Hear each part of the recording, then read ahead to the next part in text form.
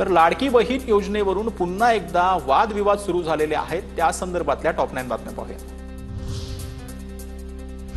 लाडक्या बहिणीमुळे विकास कामांच्या निधीला विलंब। पुण्यातील कार्यक्रमात मंत्री दत्तात्रय भरणेंचं वक्तव्य। घरकुलाचा धनादेश वाटप कार्यक्रमामध्ये वक्तव्य। दत्तात्रय भरणे कुठल्या हेतूने बोलले त्यांना विचारतो उपमुख्यमंत्री अजित पवारांची प्रतिक्रिया। लाडक्या बहिणीमुळे विकास कामांच्या निधीला विलंब होत असल्याचा भरणेंच्या वक्तव्यावर अजित पवारांची प्रतिक्रिया। तर लाडक्या बहिणीमुळे इतर गोष्टींना ताण सहन करावा लागतोय। अन्न नागरी पुरवठा मंत्री छगन भुजबळ यांचं वक्तव्य। लाडकी बहीण योजनेसंदर्भातील भरणेंच्या वक्तव्यानंतर यात लपवण्यासारखं काही नाही अशीही प्रतिक्रिया। राज्याच्या तिजोरीवरती आर्थिक ताण आहेच, मात्र लाडक्या बहिणींसाठी सरकार ताण सहन करायला तयार आहे, अमृता फडणवीसांचं विधान। आदित्य ठाकरेंकडून शिंदेंची मिमिक्री करत अप्रत्यक्ष टीका। लाडक्या बहिणीचे सरकारमधले भाऊ गेले कुठे? शेतकऱ्यांचा 7/12 कोरा करून म्हणणारे आता कुठे गायब झाले? आदित्य ठाकरेंचा सवाल। भरणेंनी लाडक्या बहिणींना घ्यावं आणि चंद्रभागेत ढकलून द्यावं, भरणेंच्या प्रश्नावरती बोलताना जितेंद्र आव्हाडांची प्रतिक्रिया। सरकारचा निधी प्रक्रियेतून येतो, ज्यामुळे निधी मिळणार नाही असं अजिबात होत नाही। लाडक्या बहिणींना वेळेत निधी मिळतो, मिळत राहणार। लाडक्या बहिणींना आम्ही निधीपासून वंचित ठेवणार नाही। प्रवीण दरेकरांची भरणेंच्या वक्तव्यावर प्रतिक्रिया।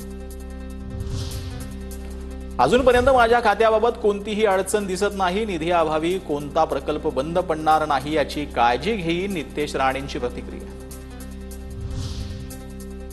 लाडक्या बहिणींच्या निधीमुळे सगळ्यांना ब्रेक लागला आहे। अधिवेशनातही कुणाच्या हाती काही लागत नाही। मागच्या अधिवेशनातही असंच झालं। संजय गायकवाडांची प्रतिक्रिया। तर अजून वर्षभर निधी मिळेल असं वाटत नाही, गायकवाड यांच्याकडून शक्यता व्यक्त। आता बघा दिवसभरातील महत्त्वाच्या राजकीय टॉप 9 बातम्या। तर सोलापूरमध्ये संभाजी ब्रिगेडचे प्रदेशाध्यक्ष प्रवीण गायकवाड यांना काळं फासण्यात आलंय। शिवधर्म फाउंडेशन आणि शिवभक्तांनी काळं फासलंय। प्रवीण गायकवाडांकडून संघटनेच्या नावात छत्रपती संभाजीराजेंचा एकेरी उल्लेख केल्यानं शिवधर्म फाउंडेशन आक्रमक। तर माझ्यावरील हल्ला ठरवून केलेलं षडयंत्र, मला जीवे मारण्याचा प्रयत्न झाला, ही शेवटची सुरुवात आहे। संभाजी ब्रिगेड कसं उत्तर देतं हे सर्वांनाच माहीत, प्रवीण गायकवाडांचा इशारा। आम्ही सर्वजण प्रवीण गायकवाड यांच्या पाठीशी खंबीरपणे उभे। या भ्याड हल्ल्याच्या मागे मास्टरमाइंड कोण हे पोलिसांनी शोधावं, रोहित पवार यांचं ट्विट। तर गायकवाडांवरील हल्ल्याचा जितेंद्र आव्हाडांकडूनही निषेध।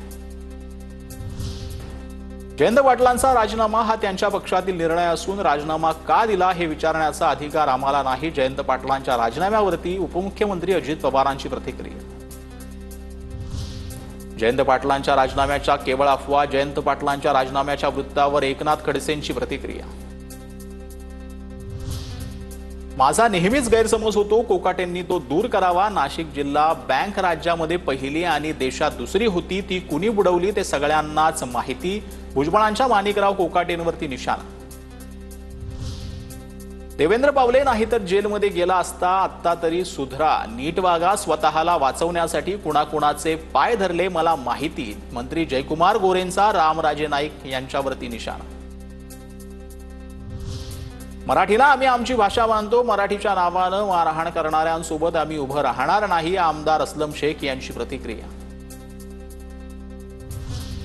धर्मानी आस्था ही वैयक्तिक बाब, पण आम्ही महाराष्ट्राचे आहोत। मराठी आमची भाषा आहे। हिंदी आणि मराठी आई आणि मावशी आहे, त्यांना कोणीही वेगळं करू शकत नाही।